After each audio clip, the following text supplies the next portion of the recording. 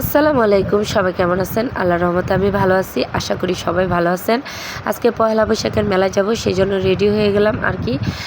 আজকে একটুও ভালো লাগতেছিল না যে পয়লা বৈশাখের মেলা যাব, কী করব। কিন্তু আমার মেয়ে প্রচুর কান্নাকাটি করতেছিল যে সে মেলায় যাবে। তো আমি আর আমার জাল মেলায় চলে গেলাম সাফারি পার্কের সামনে, আমাদের বাড়ির খুব কাছেই। তো সেখানে একটু বড় করে মেলা হয়। আর দেখেন, ওই যে বলে না, পুরান পাগলে ভাত পায় না, নতুন পাগলের আমদানি। দেখেন ওনারা ভিডিও করতে চলে আসছে কি পরে, আমার তো খুব হাসি পাইতেছিল। তো ওনাদেরকে একটু ভিডিও করে নিলাম, মানে আমি যে একটা ভিডিও শর্ট নিব সেটার আর জায়গা ছিল না। তো আগে ওনাদেরকে ভিডিও করে নিলাম, তারপর আমি ভিডিও করব। আসলে বাড়ির কাছে সাফারি পার্ক, তো সেজন্য আর কোনো জায়গায় যাওয়া হলো না। ওইখানেই মোটামুটি ভালো একটা মেলা বসছিল, তো মেয়েকে নিয়ে সেখানে ঘুরতে চলে গেছিলাম। তারপর কিছু ভিডিও ক্লিপ নিয়ে নিলাম, যেহেতু ব্লগাররা তো ভিডিও না করলে তাদের তো ভালোই লাগে না।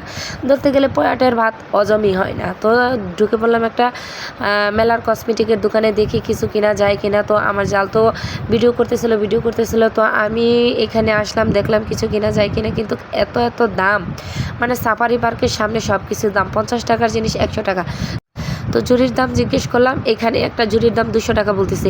এই জুড়িটাই যদি আমি অন্য জায়গা থেকে কিনতে যাই তাহলে 70 থেকে 80 টাকা নিবে। তো আমার মেয়ে বলতেছিল একটা টুপি কিনবে, তো আর কী করার, বাচ্চার আবদার রাখতে হবে। তো ওর চাচি দেখতেছিল কোন টুপিটা ওকে বেশি ভালো লাগবে।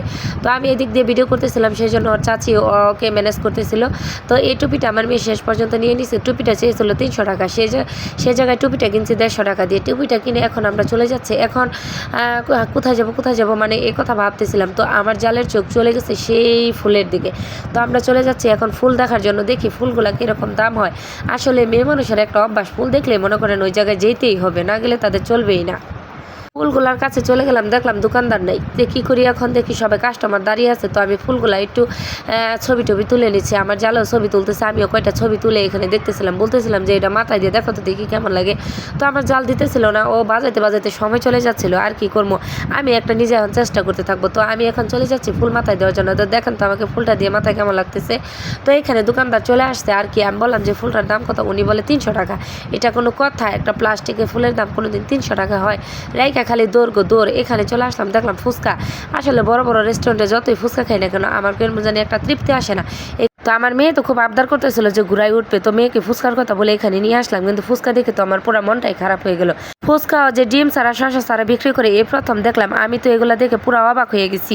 এই কি 80 টাকা প্লেট ফুচকা, তাও বলে ডিম ছাড়া শসা ছাড়া। এগুলা কোনো দিন ফুচকা টক পানিতে কোনো লবণ দেয় না, বলে দেওয়ার টাইম না, যা দিচ্ছি তা খেয়ে ফেলেন। এটা কোনো কথা? টাকা দিয়ে দেখেন এগুলো কি খেতে হয়। আর কি বলবো, মানে বলার কোনো ভাষা নেই। তো আর কি করবো, টাকা দিয়ে যেহেতু কিনছি, খেতে তো হবেই। তো ফুচকাগুলো আমার কাছে খুব খারাপ লাগতেছিল, তাও খেয়ে ফেললাম। এখন ফুচকা খেয়ে আমরা বাড়িতে চলে যাব, কারণ এখানে আর দেখার মতন কিছু নেই। কারণ ফুচকা খেয়ে পুরো মনটাই নষ্ট হয়ে গেছে। চাইছিলাম যে ফুচকা খেয়ে মনটা আর একটু ভালো করবো, আর একটু ঘোরাঘুরি করবো, কিন্তু আর থাকবো না, এখন চলে যাব। আর এতক্ষণ সিমি লাইফস্টাইলের সাথে থাকার জন্য আপনাদেরকে অসংখ্য ধন্যবাদ। এভাবে ভালোবাসা দিয়ে পাশে থাকবেন। সবাই ভালো থাকবেন, সুস্থ থাকবেন।